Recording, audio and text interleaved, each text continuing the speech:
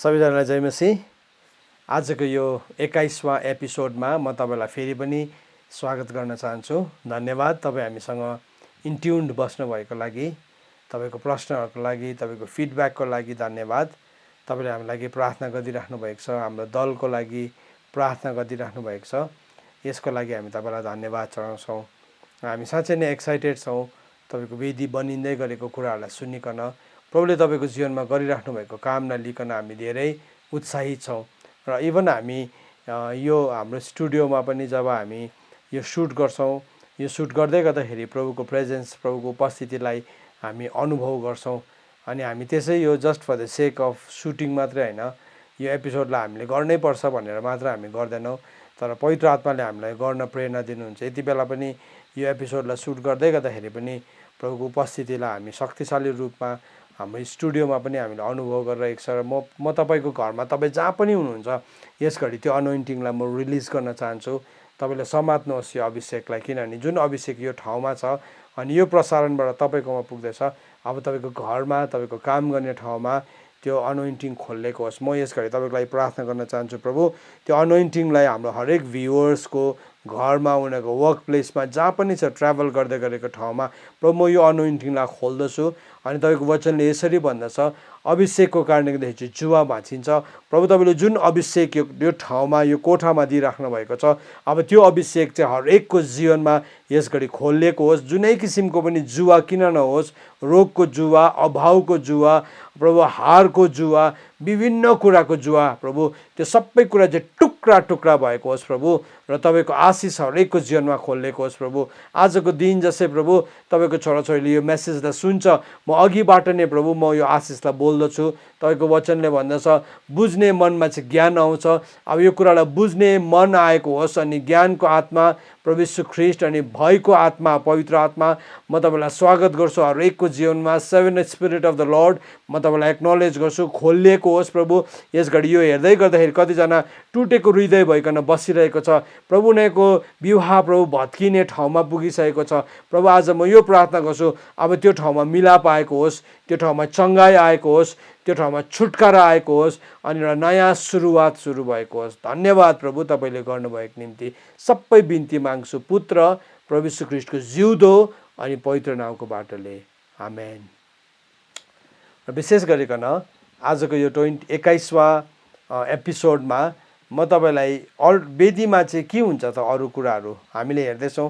हरेकपल्ट वेदीको थुप्रो आयामहरूलाई हेर्दैछौँ, तर आज चाहिँ नि हामी वेदीमा चाहिँ परमेश्वरको नाउँको प्रकटीकरण हुन्छ भन्ने कुरालाई हामी हेर्नेछौँ। वेदीमा चाहिँ जहिले पनि परमेश्वरको नाउँ प्रकट हुन्छ। हरेकपल्ट जब पनि विश्वासको नायिकेहरूले वेदी बनाएको छ, त्यो वेदीमा परमप्रभुको नाउँ को प्रकटीकरण भएको छ। सो म आज पहिलो व्यक्ति, हामीले एकदमै चिनेको व्यक्ति अब्रामदेखि नै सुरु गर्न चाहन्छु। अब्रामको बल्ल बल्ल बल्ल 100 वर्षमा उसको छोरो जन्मेको थियो। उसको छोरो जन्मेको थियो अनि त्यो 100 वर्षमा जन्मेको छोरालाई परमप्रभुले भन्नुभयो, जा लगेर तैँले एउटा वेदी बना अनि वेदीमा बलिदान चढा। अब बाइबलमा हामीले हेऱ्यौँ भने वेदीमा अन्त मान्छेको नर बलि पनि हुन्छ भनिकन धेरैजनाले, मलाई अस्ति पनि एकजना व्यक्तिले प्रश्न सोध्नु भएको थियो, नर बलि पनि हुन्छ, इब्तले उसको छोरीलाई बलिदान चढायो भन्ने प्रश्नहरू पनि थियो। अनि त्यो प्रश्नहरूलाई म बादमा एड्रेस गर्छु, तपाईँहरूको मनमा पनि त्यो प्रश्न छ भने। अनि इनफ्याक्ट त्यसको अडियो मेसेजलाई हामीले रेकर्ड गरेका छौँ, तर म त्यसलाई यो हाम्रो एपिसोडमा नै कुनै दिन तपाईँलाई म एक्सप्लेन गर्न चाहन्छु। परमेश्वरले मानव बलिलाई, नर बलिलाई या मानव बलिलाई कहिले पनि लिनुहुन्न। प्रभुले मानव बलि एउटै मात्र लिनुभयो, त्यो चाहिँ आफ्नो पुत्रको बलिदान, जो चाहिँ निष्कोट बलिदान हुनुहुन्थ्यो। अनि त्यो बलिदान मात्रै हो, तर अदरवाइज बाइबलले कहिले पनि ह्युमन सेक्रिफाइसलाई कहिले पनि एन्डोर्स गर्दैन, कहिले पनि मानव बलिदानलाई एन्डोर्स गर्दैन। तर हामी के देख्छौँ भन्दाखेरि चाहिँ नि एउटा अचम्मको वेदी प्रभुले अब्राहमलाई बनाउनु लाग्थ्यो। अब यति बेलादेखि चाहिँ अब्राम चाहिँ अब्रामदेखि अब्राहाम भएको थियो।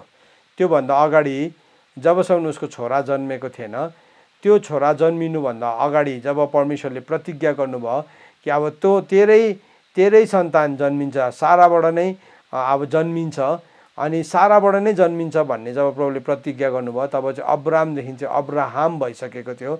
अनि उसको छोरो जन्मेको थियो इजाक। बल्ल बल्ल उसको बुढेसकालको छोरो।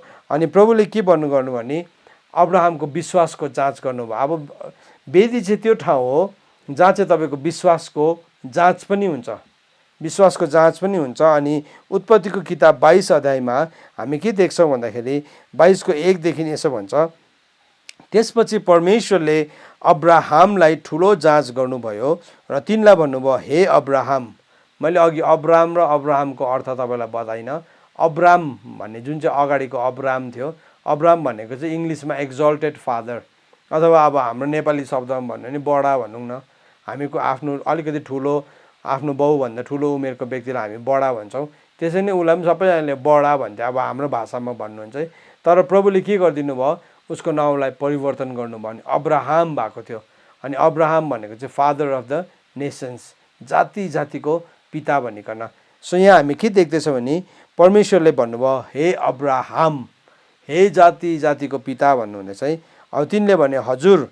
उहाँले भन्नुभयो, तेरो छोरो अर्थात् तैँले माया गरेको तेरो एउटा छोरा इजाकलाई लिएर मोरियाको देशमा गई मैले तँलाई देखाएको डाँडामा त्यसलाई होम बलि गर भन्दैछ। त्यहाँ भन्दैछ एउटा वेदी बना, होम बलि गर भनिकन भन्दैछ। अचम्मको माग परमेश्वरले राख्नुभयो।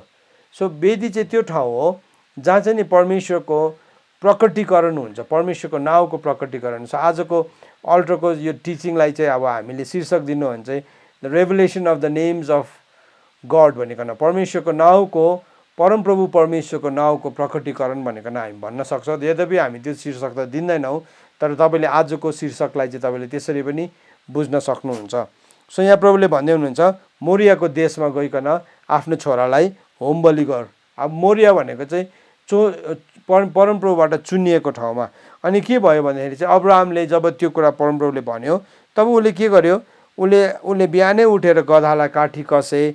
अनि यहाँ भन्दैछ आफ्नो युवकहरूको दुईजना र छोरो इजाकलाई साथमा लिएर होम बलिको निम्ति दाउराहरू लगेर गए।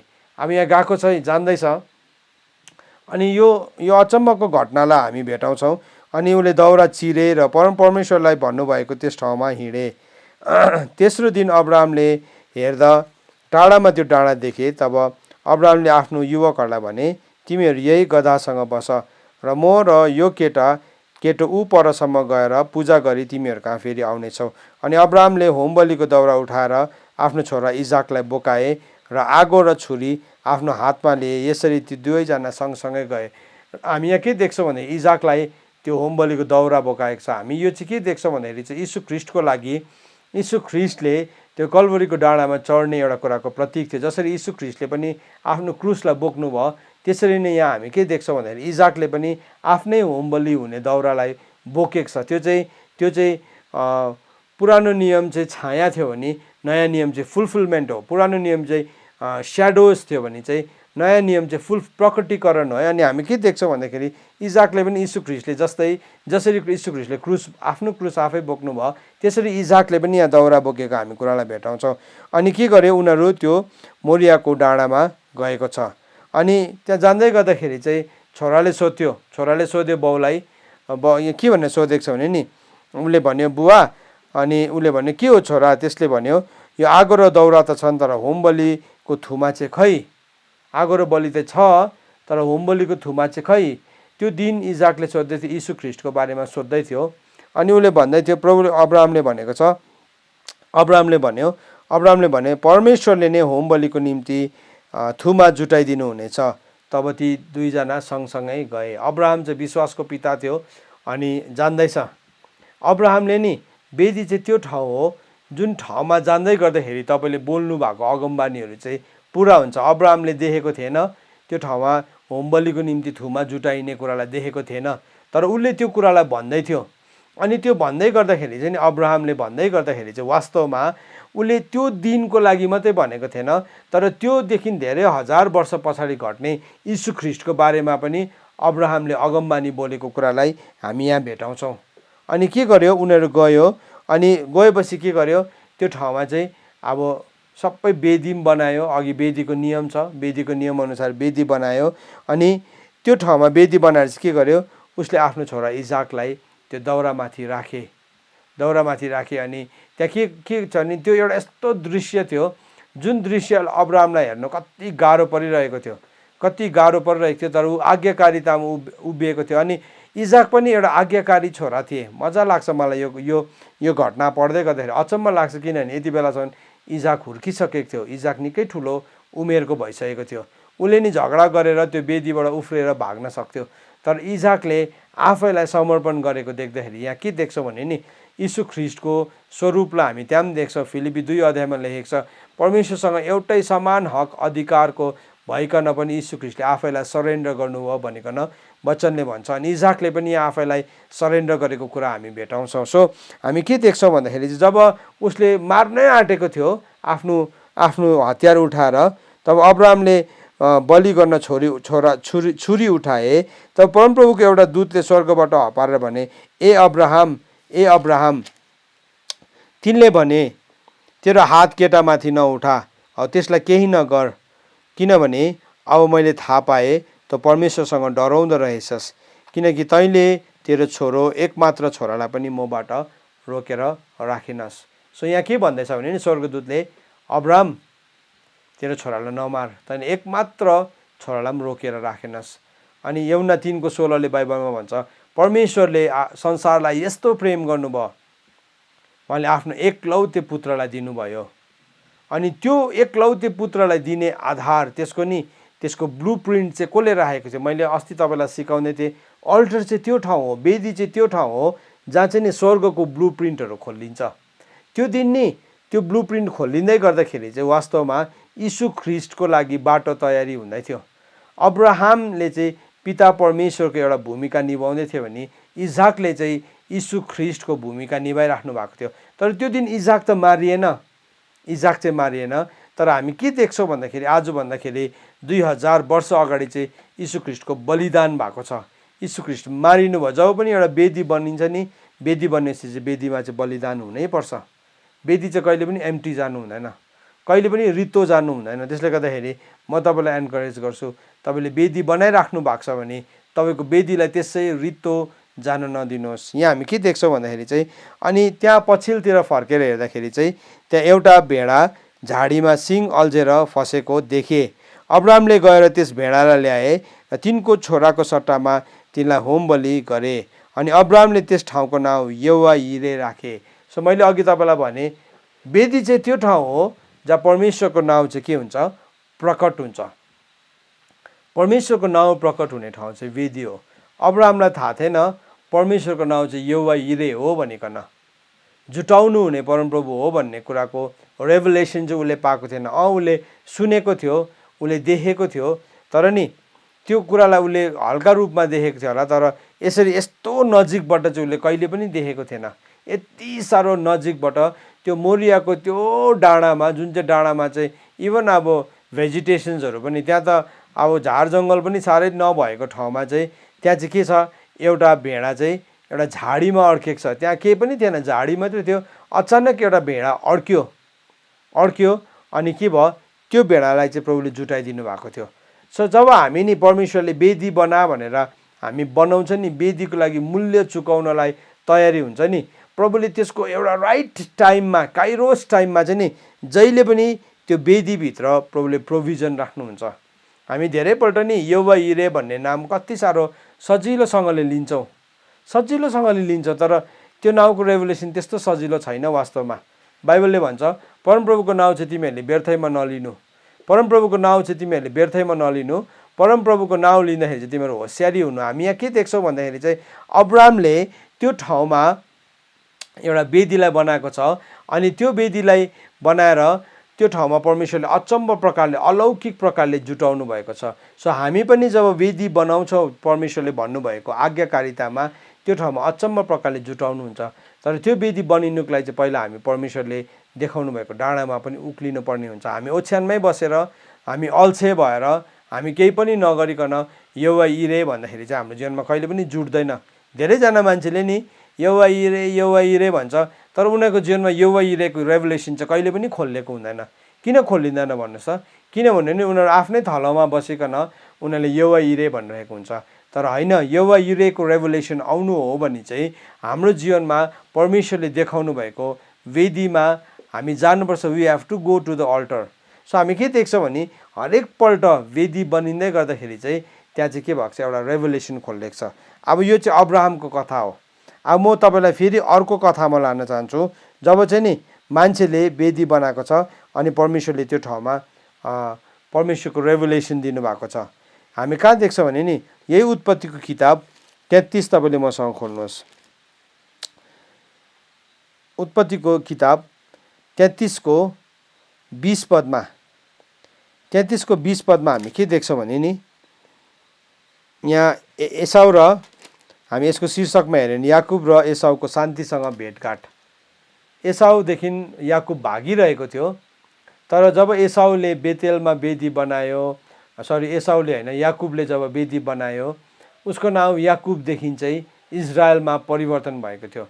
सो मैले अस्ति तपाईँलाई भन्दै थिएँ, जब पनि हामी वेदी बनाउँछौँ, वेदीमा चाहिँ हाम्रो नाम जहिले पनि परिवर्तन हुन्छ, जहिले पनि परिवर्तन हुन्छ। अनि हामी के देख्छौँ भन्दाखेरि नि अब यहाँ के गर्दैछ भन्दाखेरि चाहिँ यो ठाउँमा 33 को 20 पदमा हामीले हेर्दै गर्दाखेरि चाहिँ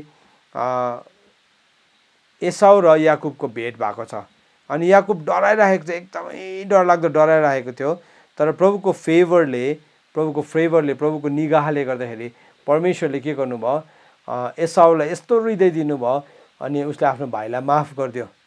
यसको पनि ठुलो अध्ययन छ, तपाईँले यसको विषयमा किताबहरूमा पढ्न सक्नुहुन्छ। जब तपाईँले परमेश्वरको बाइबल हिस्ट्रीमा पढ्नुहुन्छ त्यति बेला के भएको थियो, एसाउ र परमेश्वरको एन्काउन्टरको बारेमा पनि तपाईँले भेटाउनुहुन्छ। तर जो चाहिँ हामीले बुक अफ जेनेसिसमा लेखेको भेटाउँदैनौँ। तर हामी यहाँ के देख्छौँ भन्दाखेरि चाहिँ त्यो ठाउँमा नि याकुबले एउटा वेदी बनाएको छ, उसको दाजुसँग शान्तिसँगले भेटघाट हुँदाखेरि। अनि त्यो ठाउँको नाम चाहिँ के राख्यो, एलेल्लोहे इजरायल भनेर लेखेको छ, अथवा के भनेको छ, इजरायलको परमेश्वर भनिकन त्यहाँ भनेको छ। सो हामी के देख्छौँ भन्दाखेरि नि वेदी चाहिँ त्यो ठाउँ हो जहाँ चाहिँ नि हामीले जब वेदी बनाउँछ नि हामीसँग रिसाएको, हामीसँग टाढा भएको, हामीदेखि एकदमै भत्किएर गएको व्यक्तिहरू, हामीसँग दुश्मनी गर्ने व्यक्तिहरू पनि हामीसँग मिलापमा आउँछ। अनि मिलापमा मात्रै आउँदैन, तर त्यो ठाउँमा चाहिँ नि परमेश्वर चाहिँ शान्तिको परमेश्वर अथवा एलेल्लोहे इजरायलका परमेश्वर भनिकन त्यो रेभोल्युसन चाहिँ प्रभुले हाम्रो जीवनमा खोलिदिनुहुन्छ। सो जब पनि वेदी बनाएको छ, हरेक समय वेदी बनाउँदै गर्दाखेरि चाहिँ त्यहाँ एउटा नयाँ रेभोल्युसन आएको छ। अनि प्रभुको रेभोल्युसनले, प्रभुको प्रकाशले चाहिँ जहिले पनि रेभोल्युसन ल्याउँछ। प्रभुको प्रकाशले चाहिँ एउटा नयाँ क्रान्तिलाई ल्याउँछ। अहिलेसम्म नभएको कुरालाई नि त्यो ठाउँमा बदलिन थाल्छ। हाम्रो जीवनमा नि जब वेदी बनिन्छ, वेदीले चाहिँ प्रभुको प्रकाश ल्याउँछ अनि प्रकाशले चाहिँ हाम्रो जीवनमा क्रान्ति ल्याउँछ। अनि जब हाम्रो जीवनमा त्यो आत्मिकी क्रान्ति सुरु हुन्छ, त्यो क्रान्तिले चाहिँ हाम्रो जीवनलाई डल्लै टर्न अराउन्ड गर्न थाल्छ। त्यसले चाहिँ हाम्रो जीवनलाई सम्पूर्ण रूपमा बदलिन थाल्छ। सो हामी यहाँ के देख्छौँ भन्दाखेरि चाहिँ उसले पनि त्यहाँ एउटा वेदी बनाएको छ।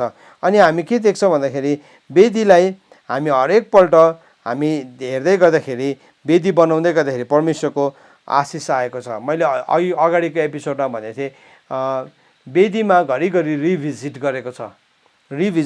जब तपाईँले उत्पत्तिको किताब 35 अध्यायलाई पढ्नुहुन्छ, त्यहाँ हामी के देख्छौँ भने नि त्यहाँ हामीले 35 को 3 मा हामीले 35 को 3 मा 1 देखि लिएर नै पढ्नु पर्यो। त्यसपछि परमेश्वरले याकुबलाई भन्नुभयो, उठेर बेतेलमा जा र त्यहीँ बसोबासो गर। अब तेरो दाजु एसाउबाट त भाग्दाखेरि त कहाँ देखा पर्ने परमेश्वरको निम्ति त्यहाँ एउटा वेदी बना। परमेश्वरले नै भन्दै हुनुहुन्छ, इन्स्ट्रक्सन दिँदै हुनुहुन्छ।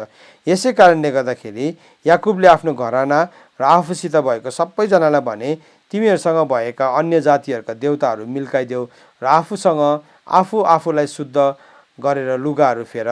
तब हामी बेतेलमा जाउँ र हाम्रो दुःखको दिनमा मेरो पुकारा सुन्नुहुने र म जहाँ भए तापनि मसित हुनुहुने परमेश्वरको निम्ति हामी त्यहाँ एउटा वेदी बनाउने छौँ।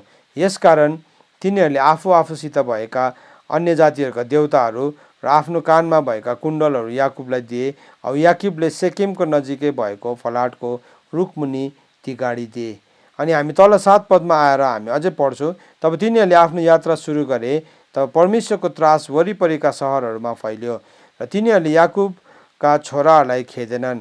अनि याकुब र तिनीसँग भएका सबैजना कनान देशमा भएको लुज सहरमा अर्थात् बेतेलमा आइपुगे।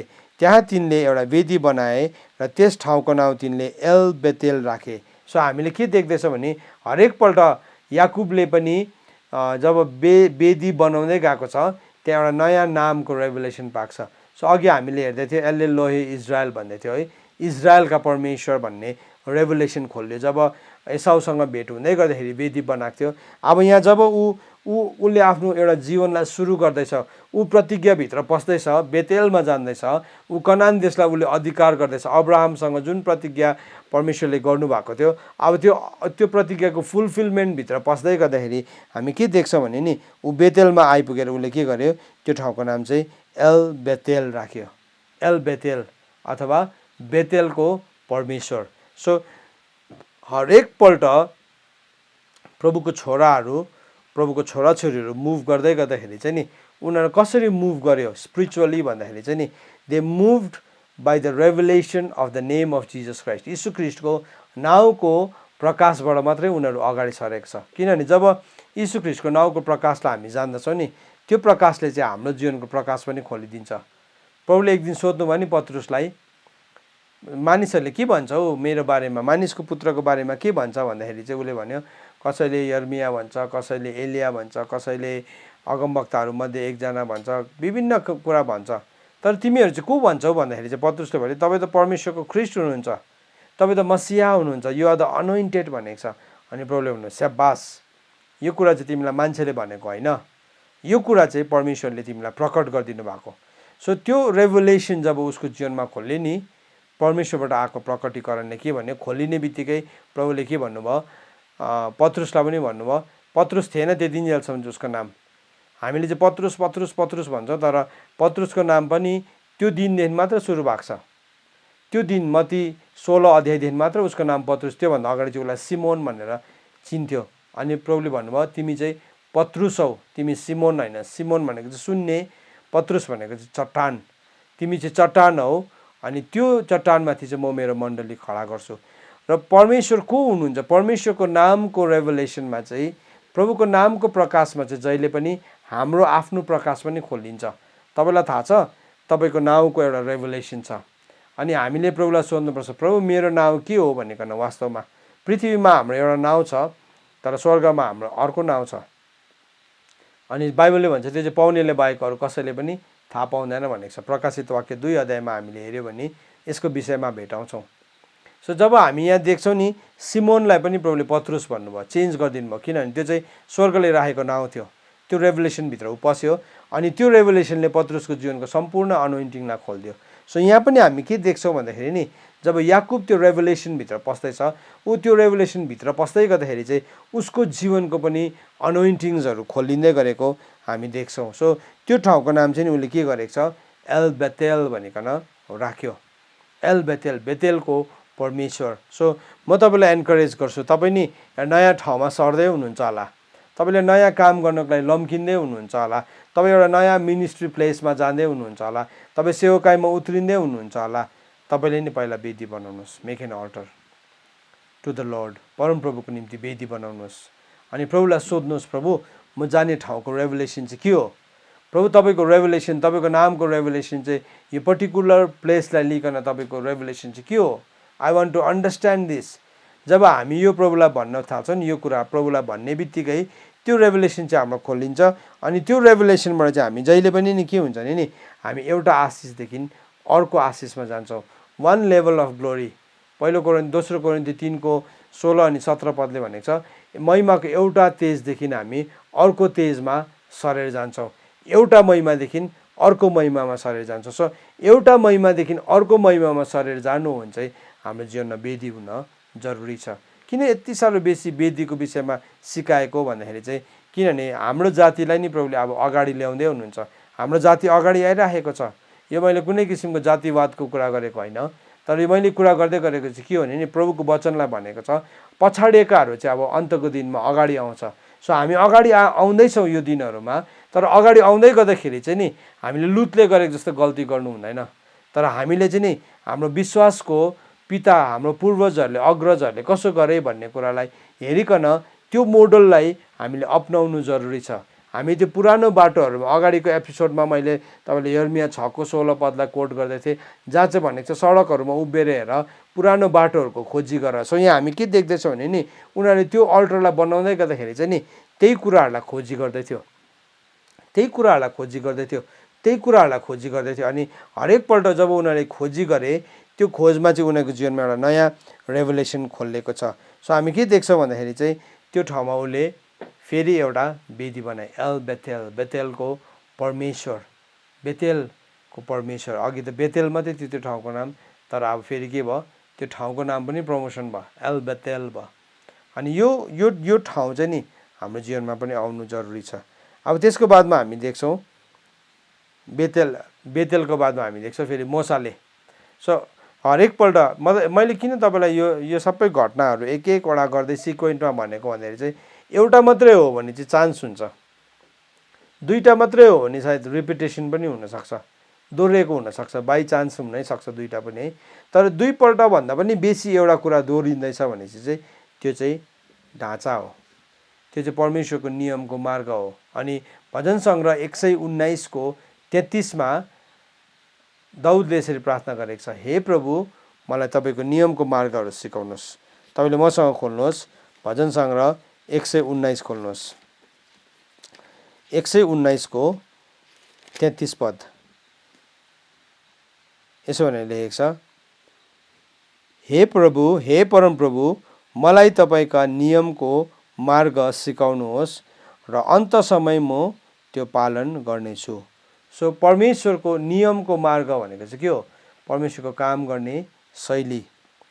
इङ्ग्लिसमा भनेको छ, teach me O Lord the way of your word भनेर भनेको छ। तपाईँको नियमको मार्ग मलाई सिकाउनुहोस्, तपाईँको नियमको मार्गलाई चाहिँ मलाई सिकाउनुहोस् भनेको भनेको छ। सो यहाँ जब परमेश्वरले काम गर्ने नियमको मार्गलाई हामी सिक्छौँ, त्यो मार्गलाई सिक्दै गर्दाखेरि चाहिँ हामीले कसरी कदम चाल्नुपर्ने हो हामीलाई थाहा हुन्छ, हाम्रोमा रोड म्याप हुन्छ। ब्लु प्रिन्ट भनेकै त्यही हो। जब पनि एउटा घर बनाउँछ, घर बनाउनुभन्दा अगाडि त्यो घरको इन्जिनियरले या आर्किटेक्टले चाहिँ उनीहरूले के गर्छ, एउटा ब्लु प्रिन्टलाई ड्र गर्छ, नक्सा बनाउँछ। अनि त्यो ब्लु प्रिन्टको आधारमाथि चाहिँ के हुन्छ, त्यो निर्माण गर्ने इन्जिनियरले या मिस्त्रीले जसले पनि निर्माण गर्छ उनीहरूले चाहिँ त्यही ब्लु प्रिन्टको आधारमा निर्माण गर्छ। उनीहरूलाई थाहा हुन्छ कि अब कसरी बनाउनु, यो कदमदेखि के कदम चाल्नु भनेको न। सो यहाँ दाउदले भन्दैछ, प्रभु मलाई पनि तपाईँको नियमको मार्गहरू सिकाउनुहोस्, तपाईँको नियमको मार्गहरू। सो हामीले जब परमेश्वरको काम गर्ने एउटा नियमको तरिकाहरू त्यसलाई सिक्छौँ नि, त्यति बेला चाहिँ हाम्रो विश्वासको जीवनमा हामी राम्रोसँगले जिउन सक्छौँ। अथवा परमेश्वरले हाम्रो लागि राखिदिनु भएको सुपरनेचुरल प्रोभिजन्सहरूसँग हामी जोडिन सक्छौँ। परमेश्वरले हाम्रो लागि राखिदिनु भएको सफलतालाई हामीले ल्याउन सक्छौँ। माथिको कुरालाई नि हामीले तल ल्याउन सक्छौँ। जस्तो स्वर्गमा इच्छा छ त्यस्तै हामी यो पृथ्वीमा इच्छालाई पुरा गर्ने व्यक्ति हुन्छौँ। सो हामीले अर्को व्यक्ति चाहिँ कसलाई देख्छौँ भन्दाखेरि मोसालाई देख्छौँ। जब हामी प्रस्थानको किताब 17 अध्यायलाई पढ्छौँ, 17 अध्यायलाई हामीले हेर्दै गर्दाखेरि नि 17 अध्यायको 15 पदमा पनि हामीले गएर पढ्यौँ भने त्यहाँ पनि हामीले एउटा वेदीलाई बनाएको देख्छौँ मोसाले। तपाईँले मसँग खोल्नुहोस् प्रस्थानको किताब 17 अध्याय, प्रस्थानको किताब 17 अध्यायको 8देखि म पढ्छु। त्यहाँ के भनेको छ नि, रपिदिममा अमालेकीहरूको बाधा। तब अमालेकीहरू आएर रपिदिममा इजरायलीहरूको विरुद्धमा लडे। अनि मोसाले यहोशुलाई भने, हाम्रो निम्ति मानिसहरू चुनेर अमालेकीहरूसँग युद्ध गर्न जाऊ। भोलि म परमप्रभुको लौरो मेरो हातमा लिएर डाँडाको टाकुरामा खडा हुनेछु। सो यहाँ के गर्दैछ भने नि, यो व्यक्ति मोसाले पनि त्यो लडाइँको समयमा उसले वेदी बनाइरहेको थियो। उसले के गर्दै थियो, त्यो वेदीमाथि चढिकन नि त्यो वेदी बनाइकन नि उसले परमेश्वरलाई पुकारा गर्दै थियो। डाँडाको टाकुरामा चढ्नु भनेको चाहिँ नि it was a sign of an altar बनाएको। लिटरली त्यति बेला लडाइँ भएको बेलामा ढुङ्गा बटुलेर काठ बटुलेर गरेन, तर के भएको छ नि उसले एउटा वेदीको ठाउँमा गयो, उसले आराधनाको वेदी बनाएको छ। अनि जब उसले आराधनाको वेदी बनाए नि, तल यहोशुले चाहिँ लडाइँ गर्दै थियो, तर मोसाले चाहिँ के गर्दै थियो, त्यो लौरोलाई लिइकन ऊ यसरी माथि उभिएर उसले के गर्दै थियो, प्रभुलाई आराधना गर्दै थियो। अनि बाइबलले के भन्छ नि, जब त्यो वेदीमा आराधना भइरह्यो नि मोसाको लौरो माथि हात उचालिरह्यो त्यति बेला के भयो इजरायलीहरूले युद्ध जित्थ्यो। जब उसको हात गलेर तल झर्थ्यो त्यति बेला के हुन्थ्यो इजरायलीहरू लडाइँ हार्थ्यो। हामी के देख्छौँ भने नि त्यहाँ त्यही भएको छ, लडाइँ गर्न थाले। अनि मोसा हारुन र हुर चाहिँ डाँडाको टाकुरामा गए। अनि के भयो मोसाको हात गल्दै गरेको देखेर अरूहरूले चाहिँ के गर्यो मोसाको हातलाई माथि उचालिदिएको छ, माथि उचालिदिएको छ त्यो वेदीमा मोसाको हातलाई। वेदी चाहिँ त्यो ठाउँ हो कि जहाँ हामी एकतामा आउँछौँ। वेदीमा आउँदै गर्दाखेरि के हुन्छ भने नि हामीले हात उचाल्ने मानिसहरूलाई नि अझै हात उठाउनमा सहायता गर्छ। आज तपाईँले यो कार्यक्रमलाई हेर्दै हुनुहुन्छ अनि यो कार्यक्रमले तपाईँको जीवनमा वेदी बनाउनमा सहायता गरिरहेको छ। म तपाईँलाई उत्साह दिन्छु। आज नि हात उचाल्ने धेरै मानिसहरू छ, तर हात उचाल्ने मानिसको पनि हात गल्छ धेरैपल्ट थुप्रो कारकहरूले। अनि त्यो ठाउँमा चाहिँ नि मानिसहरू चाहिँ नि हारुन र हुर जस्तो उभिन जरुरी छ। अनि हारुन र हुरले उभिकन नि मोसाको हातलाई एक एकपट्टिबाट थामिदियो भनेको छ। सो धेरैजनालाई चाहिँ प्रभुले हारुन र हुर जस्तै सघाउने सेवकाई पनि दिएको छ। सो म तपाईँलाई भन्छु तपाईँ संलग्न हुनुहोस्। तपाईँमा भएको सफलता, तपाईँमा भएको योग्यतासँग तपाईँ नि संलग्न हुनुहोस्। त्यो चाहिँ हारुन र हुरले गरेको सेवकाई जस्तै हो। अनि हामी के देख्छौँ भने नि उसले 15 पदमा हामी के देख्छौँ भने जब उनीहरूले नि जब त्यसो गर्दै गर्दाखेरि चाहिँ इजरायलीले जित्यो, इजरायलीहरूले यो अमालेकीहरूलाई हरायो। अनि त्यसको बादमा मोसाले के गरेको छ एउटा वेदी बनाए र त्यो ठाउँको नाम चाहिँ यहोवा निसी राखे। सो तपाईँले एभ्री टाइम के देख्नुहुन्छ भने नि जब पनि मान्छेले वेदी बनाएको छ, वेदी बनाउँदै गर्दाखेरि चाहिँ त्यहाँ एउटा रेभुलेसन खोलेको छ। मैले अघि भन्दै थिएँ नि जब अब्राहमले वेदी बनायो त्यहाँ यहोवा यिरे भन्ने नामको रेभुलेसन खोल्यो। जब याकुबले वेदी बनायो त्यति बेला एलेलोहे इजरायल, इजरायलका परमेश्वर भन्ने रेभुलेसन खोल्यो। एल बेतेल, बेतेलको परमेश्वर भन्ने रेभुलेसन खोल्यो। अब यहाँ मोसाले वेदी बनाउँदैछ, अब उसले के भन्दैछ, उसले यहोवा निसी भन्दैछ, परमप्रभु चाहिँ मेरो झन्डा हो भन्ने कुराको रेभुलेसन खोलिन्छ। हामी त्यसै गीत गाउँछौँ, त्यसै परमप्रभुको नाम लिन्छौँ, तर त्यो नाम त्यसै आएको होइन। वास्तवमा त्यो नाउँ चाहिँ जहिले पनि वेदीबाट आउँछ। सो म तपाईँलाई आज के भन्छु भने नि तपाईँको वेदीलाई बनाउँदै गर्दाखेरि त्यो नाउँको रेभुलेसन तपाईँले आफ्नो जीवनमा खोलिन दिनुहोस्। जसै तपाईँले खोलिन दिनुहुन्छ तपाईँको जीवनमा तपाईँले प्रभुको नयाँ फेभरलाई, प्रभुको नयाँ नामको रेभुलेसनलाई तपाईँले पाउनुहुन्छ। अनि जब पनि हामी प्रभुको नाउँको रेभुलेसनलाई पाउँछौँ नि त्यसले चाहिँ हाम्रो जीवनको सबै अधुरो कुराहरूलाई त्यसले पुरा बनाइदिन्छ। हामी हार्न आँटेको लडाइँहरू पनि हामी जित्छौँ। हाम्रो लागि असम्भव भएको कुराहरूमा पनि हामीले विजयता हासिल गर्छौँ। र आज जुन वचनलाई हामीले सिकेका छौँ म तपाईँलाई उत्साह दिन्छु। अब तपाईँले आफ्नो वेदीलाई तयारी गर्न थाल्नुहोस्। आउनुहोस् हामीहरू प्रार्थना गर्नेछौँ। प्रभु म यस घडी प्रार्थना गर्छु आजको दिन प्रभु हामीले जुन यो वेदीको शिक्षा पाएका छौँ अनि यो वेदीको शिक्षाभित्र हामीले जुन जुन कुराहरूलाई सिक्यौँ यसको लागि प्रभु म तपाईँलाई धन्यवाद दिन्छु। प्रभु जतिजनाले आज लडाइँ गरिरहेको छ, सङ्घर्ष गरिरहेको छ, भागिरहेको छ एसाउ जस्तै, उनीहरूको अगाडि एउटा ठुलो दुविधा छ प्रभु अब्राहमको जस्तै। प्रभु साँच्चै नै प्रभु आज उनीहरूको अगाडि एउटा ठुलो युद्ध छ मोसाको जस्तै। प्रभु त्यो सबै समयको बिचमा तपाईँको छोराछोरीहरूलाई वेदी बनाउनमा तपाईँले सहायता गर्नुहोस्। किनभने जब प्रभु हामी वेदी बनाउँछौँ त्यो ठाउँमा चाहिँ तपाईँको रेभुलेसन खोलिन्छ अनि तपाईँको रेभुलेसनले चाहिँ जस्तै किसिमको जुवाहरूलाई पनि बचाउँछ। धन्यवाद प्रभु। आज हाम्रो भ्युवर्सहरूको लागि प्रार्थना गर्छौँ उनीहरूको जीवनमा भएको हरेक जुवाहरू भाँचिएको होस्। जतिजनाले प्रभु यो मण्डलीमा प्रभु साँच्चै नै उनीहरू समग्रमा बसेर हेरिरहेको छ आज यो भिडमाथि म प्रार्थना गर्छु हरेकको जीवनमा वेदी बनाउने नयाँ प्रेरणा आएको होस् प्रभु। अनि साँच्चै नै तपाईँको नाउँको प्रकाशभित्र पस्न सकेको होस्। धन्यवाद प्रभु। सम्पूर्ण कुराको लागि प्रभु तपाईँलाई धन्यवाद चढाउँदै माग्दछु आशिष पुत्र प्रभु यीशु ख्रीष्टको जिउँदो अनि पवित्र नामको बाटोले। आमेन। जय मसीह।